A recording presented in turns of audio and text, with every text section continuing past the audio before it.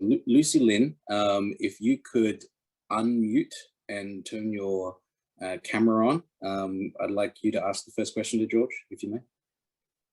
I'm unmuted. Can you hear me? Yes, we can hear you. I'm not sure how I can turn my camera on. Maybe the organizers need to do that. Maybe not. Let's proceed with the question without the camera on. Okay, here we go. Hopefully that works now. Hi, Lucy.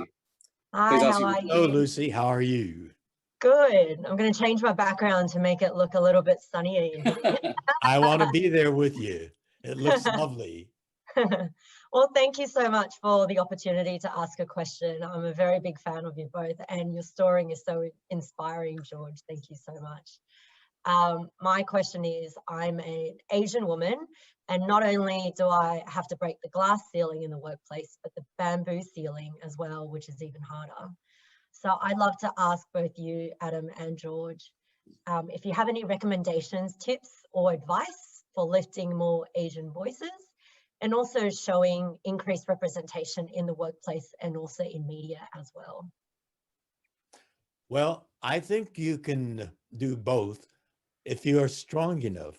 I mean, for me, with an Asian face, to want to go into the acting arena, I'm a native Angelino, born and raised in Los Angeles, except for the World War II period when we were behind barbed wire. And it was the craziest thing for me to pursue acting for movies as a career.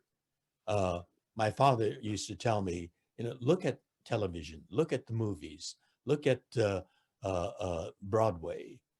All the only time you see Asians are when they're servants or when they're the villains. Is that what you want to do? And I said, no, Daddy, I'm going to change it.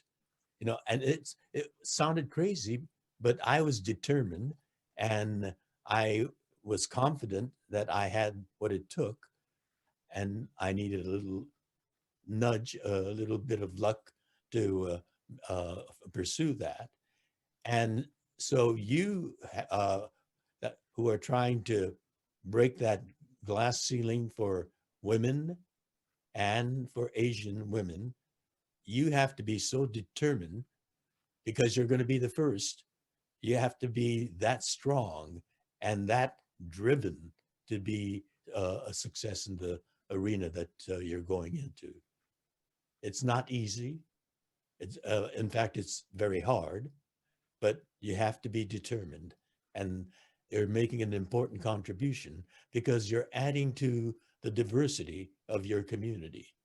If there's no women in leadership positions or in areas where women have not been involved before, and Asian women, then that requires that much more determination and strength, and the talent and the background. I went to UCLA, studied theater. I got my master's as well.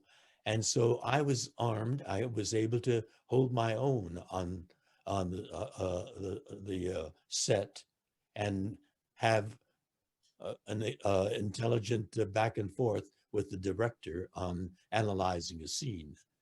Most Asian actors at that time were not that prepared because there weren't those opportunities. The intelligent ones were intelligent enough and rational enough not to go into and knock their head against a concrete wall. The ones that were there were like waiters, and they had their main gig, and their gig provided them the opportunity to take off for a week or so. And so if you're going to be venturesome, you have to be determined to go at it full speed, complete commitment to what you've chosen to pursue. Thank you, George. To that, I would also just add that it's important to lead by example and to inspire with leadership in that respect, but it's also very important to tangibly offer opportunities to people who you see potential in. You know, if an old boys network can keep getting jobs for the same old boys, then there are networks that you can join and be active in that you can help to provide those opportunities to people who may otherwise have access to them. I'd like to